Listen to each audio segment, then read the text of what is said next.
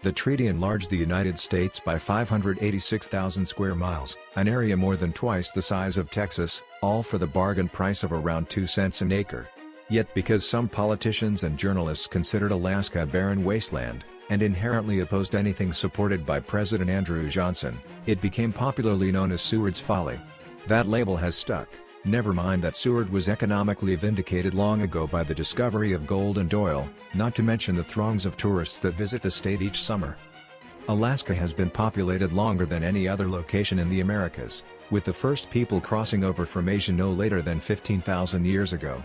However, it remained unknown to most of the world until 1741, when explorer Vitus Bering arrived at the head of a scurvy-racked Russian expedition and claimed the land for the Tsar. Russian fur traders soon began doing business there, but few stayed longer than necessary. In fact, no permanent colonial settlement would pop up until 1784, and there were never more than a few hundred Russians living in Alaska at any one time. Far from self-sufficient, the colony depended on native tribes, the British and the Americans for supplies, the later two of which, along with the Spanish and French, had been exploring the area since the late 1700s.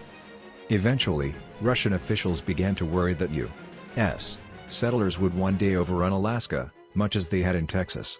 These officials also feared losing the nearly defenseless colony to Great Britain, a naval power that had defeated Russia in the Crimean War, 1853 to 1856, and left it ravaged by debt. When, to top it off, the fur trade declined, even the Tsar's own brother called Alaska a luxury that Russia could ill afford. By the late 1850s, Russia and the United States had entered into preliminary negotiations over the sale of the territory. The talks were cut short by the outbreak of the American Civil War, but not before Senator William H.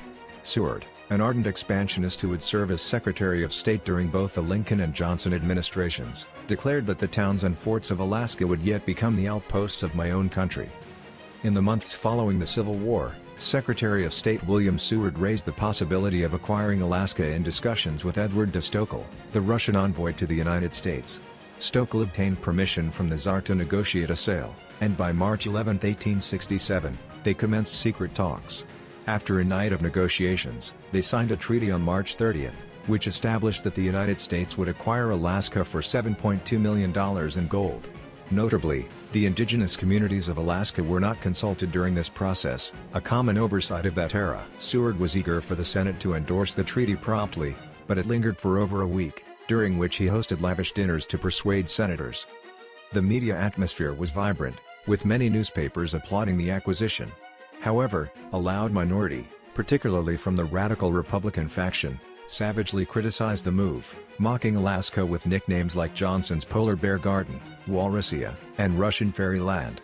The term that would later become famous, Seward's Folly, would not be coined until years later. Horace Greeley, editor of the New York Tribune, spearheaded the opposition, asserting that a large portion of Alaska was a burden, not worth taking as a gift. Some senators echoed these doubts, with one jokingly suggesting he would only support the acquisition if Seward was compelled to live there. Despite these reservations, a failed attempt to stall the treaty occurred, and it ultimately passed on April 9 by an overwhelming 37-2 majority. President Johnson then appointed General Lovell H.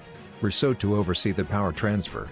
On August 31, Rousseau departed from New York, making his way across Panama to San Francisco, where ships filled with troops and supplies awaited him. After facing seasickness and chills during the slow journey north to Sitka, Alaska's only significant Russian settlement, he finally arrived on October 18.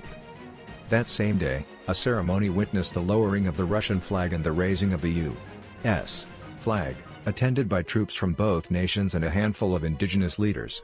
Rousseau reported that all interactions between the Russians and Americans were of the friendliest character.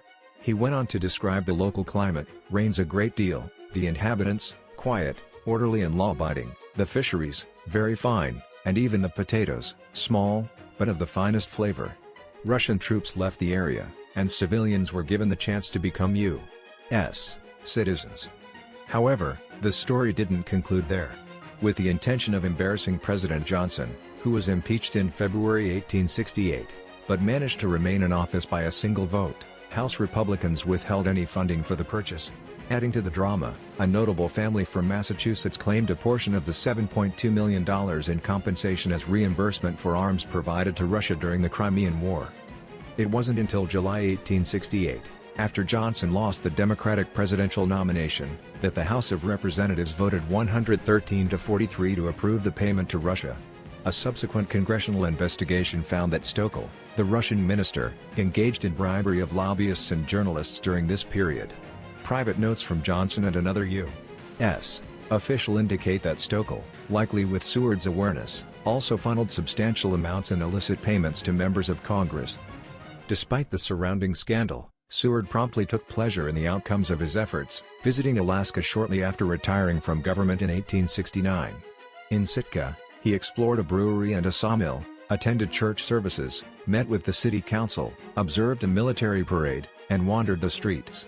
His son would later remark, "There was a curious medley of population and costume, Russians in their national dress, United States soldiers in their blue uniforms, Indians in blankets and feathers, and traders and travelers dressed in the latest styles from Montgomery Street, San Francisco."